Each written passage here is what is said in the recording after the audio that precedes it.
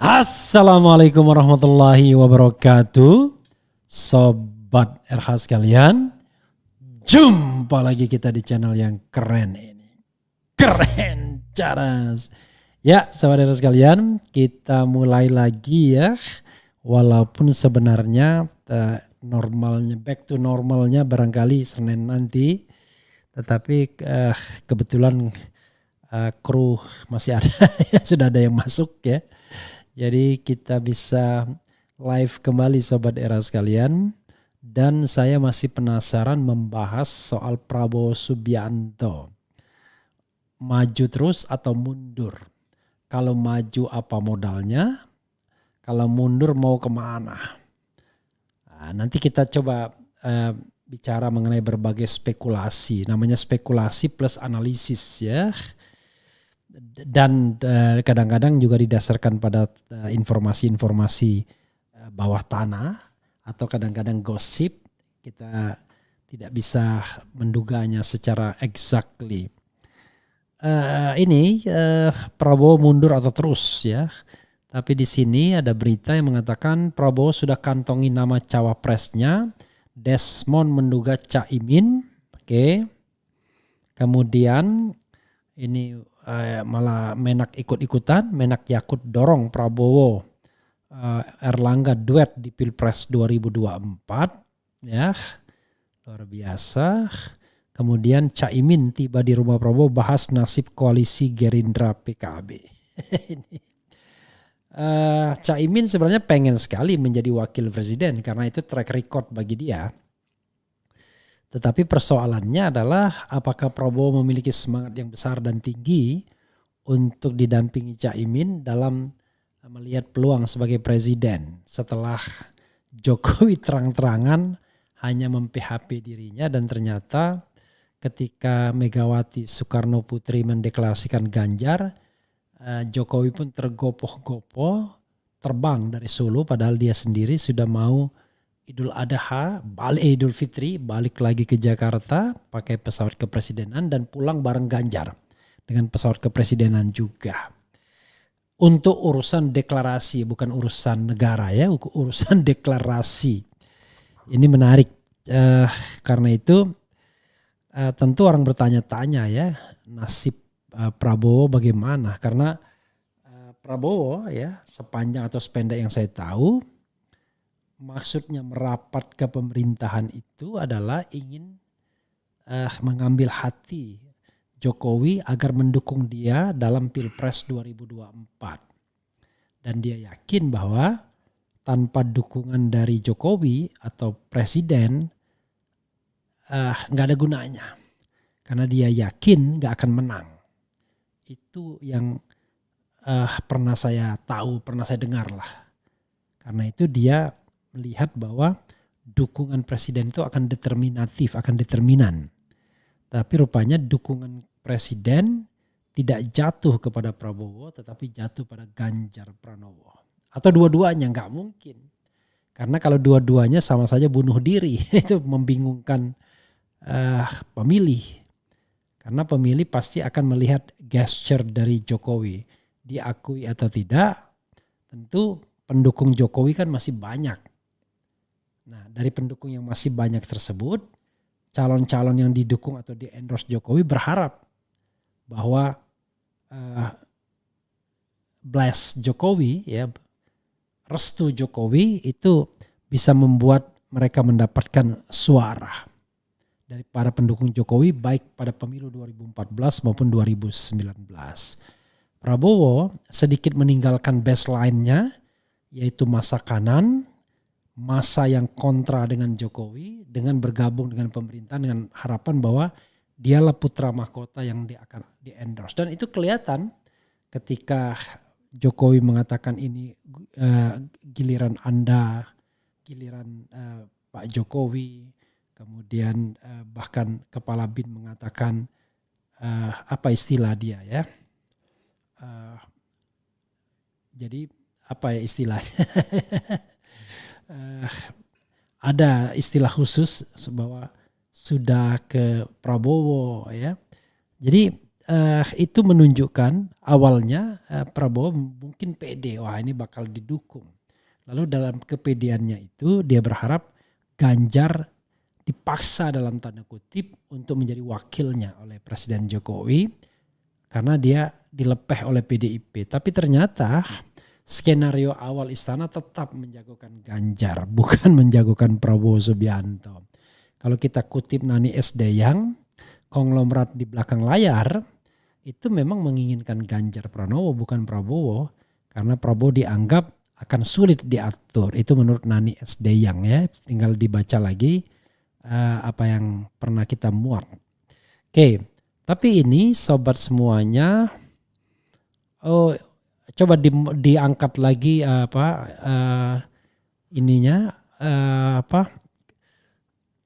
pollingnya.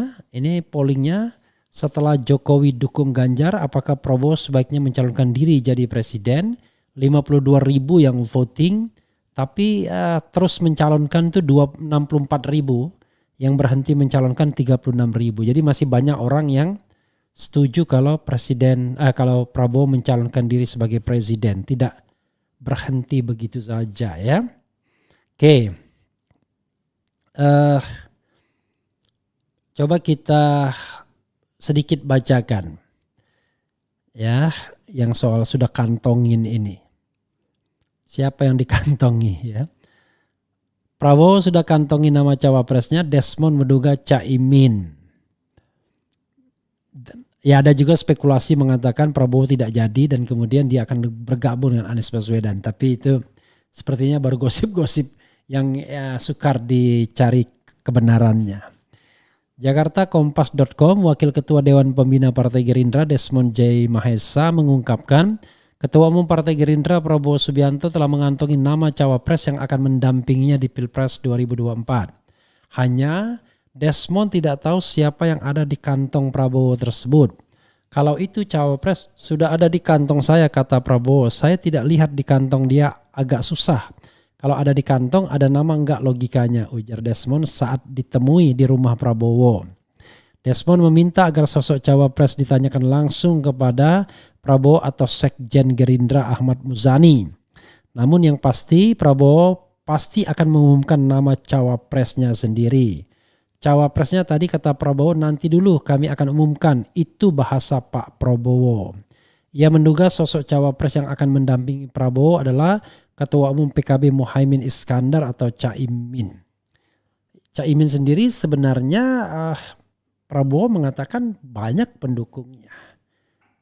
Kalau tidak Khofifah, Caimin. Tapi masalahnya adalah apakah Caimin mau kalau seandainya bukan dirinya untuk menjadi partai pendukung Prabowo. Itu soalnya. Gerindra tidak cukup ya. Gerindra itu cuma 78 kursi. Kalau ditambah dengan PKB yang 58 kursi maka cukup.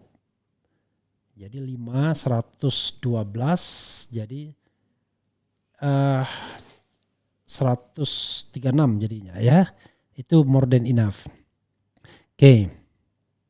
Ya 178 ditambah 58. Ya 78 tambah 58 136 ya. Oke. Sebab kata dia Prabowo adalah sosok yang tidak pernah ingkar dari omongannya. Kecuali PKB mengusulkan nama lain, kemungkinan berubah calonnya. Tapi kalau PKB mengusulkan Caimin, ya itulah yang seharusnya menurut saya tutur Desmond. Karena saya paham kalau Pak Prabowo sudah ngomong A, ya A, tidak pernah mengkhianati orang imbuhnya. Is it? Enggak juga ya. Dalam politik enggak ada orang yang A terus ya. Timbul tenggelam bersama rakyat, ternyata enggak juga. Oke. Ini Caimin malah sudah GR ya. Caimin klaim Golkar akan gabung koalisi bareng PKB Gerindra. Caimin sebut 5 parpol dari KKR dan KIB sempat bertemu matangkan koalisi. Tapi yang jelas KIB sudah pecah karena P3 itu sudah mencalonkan Ganjar Pranowo, sudah merapat ke sana. PAN diperkirakan juga akan ikut maunya Jokowi, itu yang selalu kita dengar. Maka di situ akan ada PAN, PDIP, kemudian P3. Kalau misalnya Prabowo masih bisa mempertahankan PKB dan Golkar, maka ya menarik. Kekuatan partai masing-masing 3. Asal Anies tidak diganggu dengan putusan Mahkamah Agung ya. Jadi bagus tuh 3-3-3. Nah, mudah-mudahan 3 itu bisa saling kontrol. Saling kontrol, ada check and balances sehingga tidak ada kekuatan yang dominan yang bisa memaksakan kecurangan-kecurangan. Karena saya sudah dengar nanti kalau menjelang Pilpres, akan dibentuk satgas-satgas. Dan satgas-satgas itu akan diarahkan pada ya pemenangan 1-2 calon. Satgas dari institusi mana saya nggak bisa menyebutkannya ya. Tapi intinya adalah pasti ada keterlibatan pihak-pihak yang belongs to the state ya, dari institusi negara dalam menjadi tim pemenangan bayangan calon presiden dan wakil presiden. Itu yang kadang-kadang kita merasa miris ya. Ada tulisan yang agak keras dari Hatta Taliwang. Nanti kita bacakan saja ya. Itu adalah pendapat Hatta Taliwang yang sudah beredar, sudah dimuat di media massa. Nanti kita akan bacakan di mana katanya Anies itu akan melawan partai politik. Tapi tidak ada satupun partai itu adalah akan melawan banyak partai, tapi tidak ada satupun partai politik. Oke, itu menarik, kita akan bacakan. Kemudian Sobat Era sekalian, di sini juga ada Menak Yakut dorong Prabowo Erlangga duet di Pilpres 2024. Kita nggak ngerti Yakut mau main ke berapa kaki karena dia juga mengusulkan wakil presidennya Ganjar Pranowo. Dia sebut Erick Thohir, Sandiaga Uno dan lain sebagainya. Tapi dia juga tawarkan wakil presiden kepada Prabowo Subianto ya. Rupanya mau main 2 kaki juga sepertinya. Kemudian ini Caimin tiba di rumah Prabowo bahas nasib koalisi Gerindra PKB. Awalnya sebagai cadangan Gerindra sudah menggait PKB. Yang konon PKB pun sebenarnya diperintahkan istana untuk merapat kepada Gerindra. Karena tidak kunjung juga deklarasi di PDIP, maka tidak hanya PKB yang disuruh merapat tapi juga KIB. Muncul wacana koalisi besar, tapi rupanya dalam tanda kutip ya, gertakan itu rupanya membuat akhirnya nama Ganjar pun keluar. Nah, nama Ganjar keluar itu kalau kita kaitkan dengan misalnya, sebenarnya begini saudara sekalian ya. Kalau head to head antara Prabowo sama Anies Baswedan, belum tentu juga Prabowo kalah.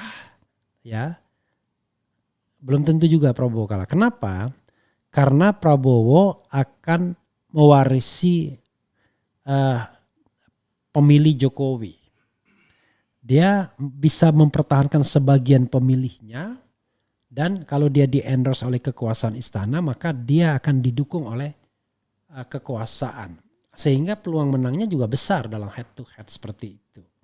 Soalnya adalah ketika dia tidak didukung oleh istana, nah itu menjadi persoalan. Karena apa? Karena dia kehilangan 2 sekaligus.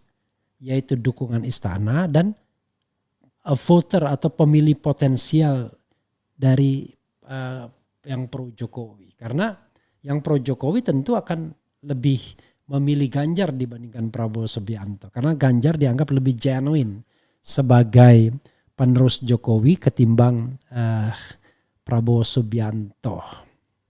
Terlebih partainya dari PDIP pula. Ya. Oke, coba kita bacakan sedikit soal pertemuan ini. Caimin tiba di rumah Prabowo bahas nasib koalisi. Ketua Umum PKB Muhaimin atau Caimin tiba di rumah Ketua Umum Gerindra Prabowo Subianto ya hari ini. Pantauan Kompas di lokasi, Caimin tiba di rumah Prabowo sekitar pukul 17.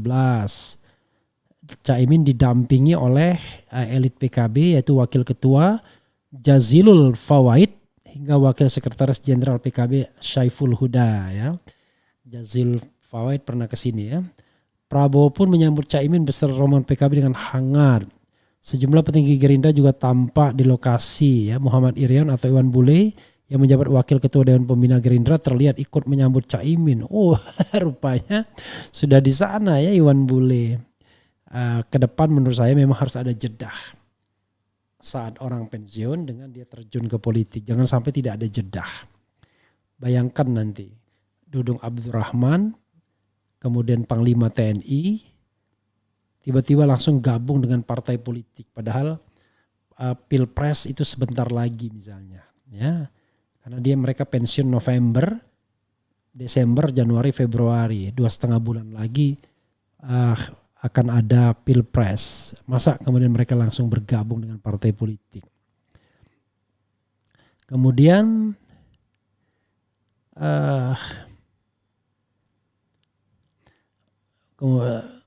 nanti agenda untuk merancang ke depan terkait dengan koalisi PKB Gerindra, kata Wakil Sekretaris Jenderal PKB Saiful Huda. Huda mengatakan koalisi PKB Gerindra yang bernama Koalisi Kebangkitan Indonesia Raya terus berjalan. Salah satu dinamika yang terjadi di koalisi ini adalah kunjungan masing-masing ketum ke sejumlah tokoh politik.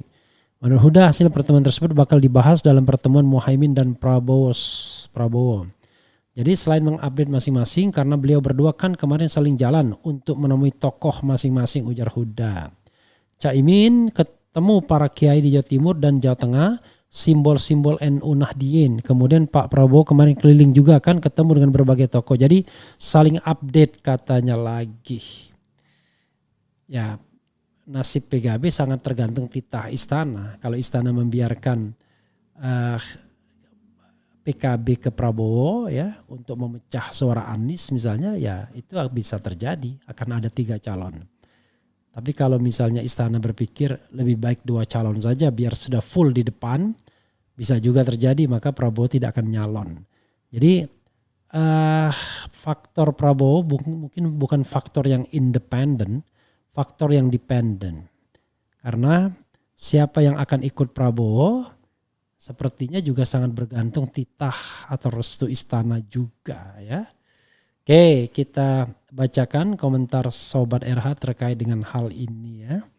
Jangan lupa ya, merchandise keren cadas itu tetap ready stock ya, walaupun setelah lebaran ini karena banyak kita nyetok barangnya. Oke, kita bacakan komentar Sobat RH. Bekasi dan Cirebon hadir, Depok hadir, mundur Karpe, Pak Prabowo negarawan sejati, topiknya keren nih Bang RAH. Pekanbaru Riau hadir, Bekasi nonton Bang, Singkawang Kalbar hadir. Hadir Bang Refli, sehat terus Bang, terus kasih pencerahan buat pemirsa Bang, insya Allah ya. Dan yang tidak setuju ya jangan berpikir mengkriminalkan.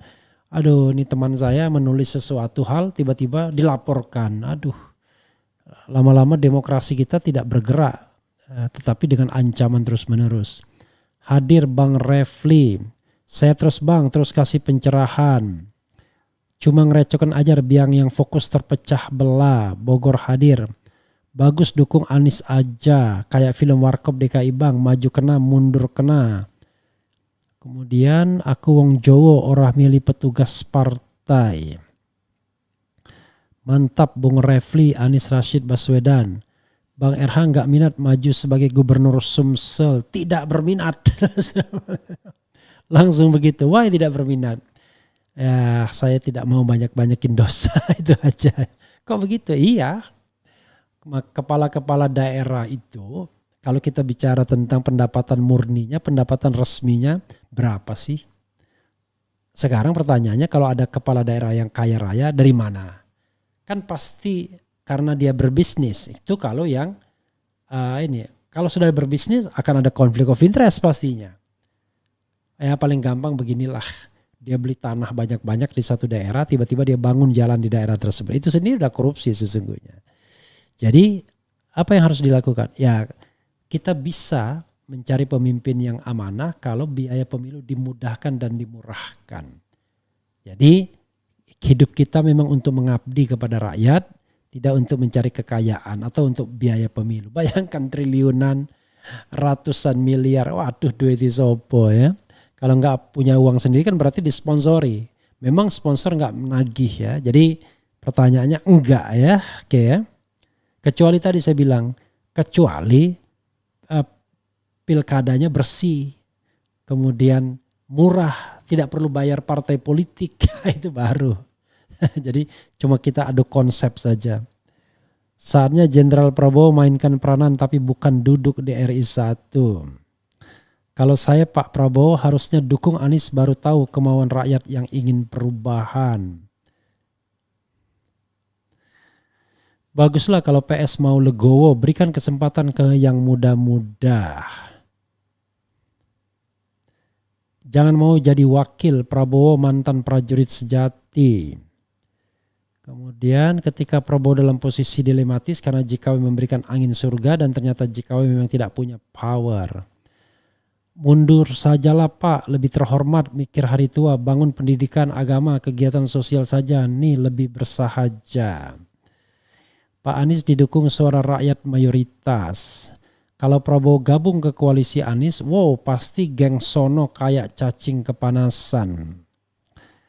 Kemudian apalagi ya?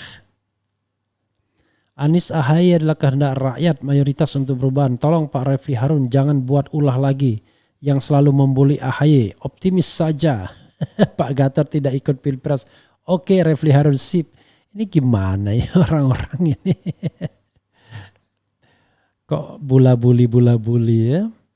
Yang kita cari itu adalah kita melakukan analisis. Ya. Kalau nggak suka dengan analisis ya gimana?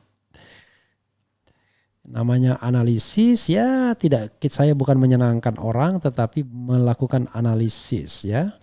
Dan saya juga bukan tim suksesnya Gatot Nurmantio, tim suksesnya Rizal Ramli, tim suksesnya siapapun ya, for the time being paling tidak.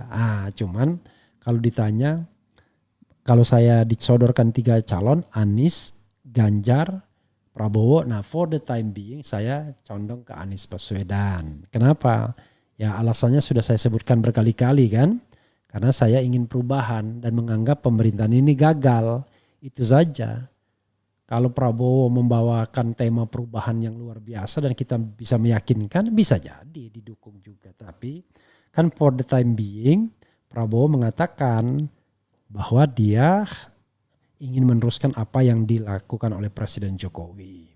Ganjar ya bongkoan, betul-betul manut kepada istana. Nah, Anies tidak menentang 100%.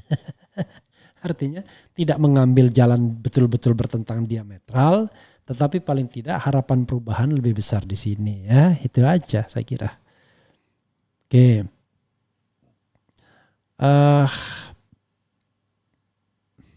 Satu kali cawapres dan 2 kali capres gagal kok tidak kapok.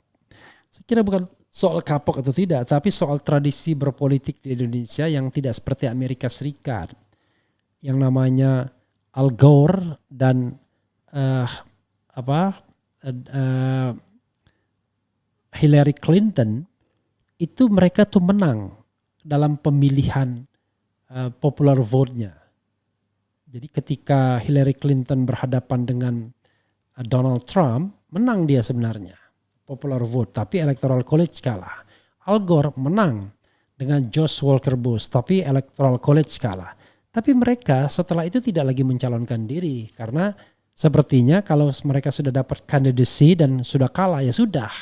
Kalau di kita kandidasinya tidak demokratis karena nunjuk diri sendiri dan juga tradisi politiknya yang kalah berkali-kali terus saja ingin maju ya. Oke, itu saja sobat sekalian, kita akan bahas tema-tema lainnya ya. Sekali lagi masih dalam suasana Idul Fitri, saya mengucapkan minal aidin wal faizin, mohon maaf lahir dan batin. Wassalamualaikum warahmatullahi wabarakatuh. Cia.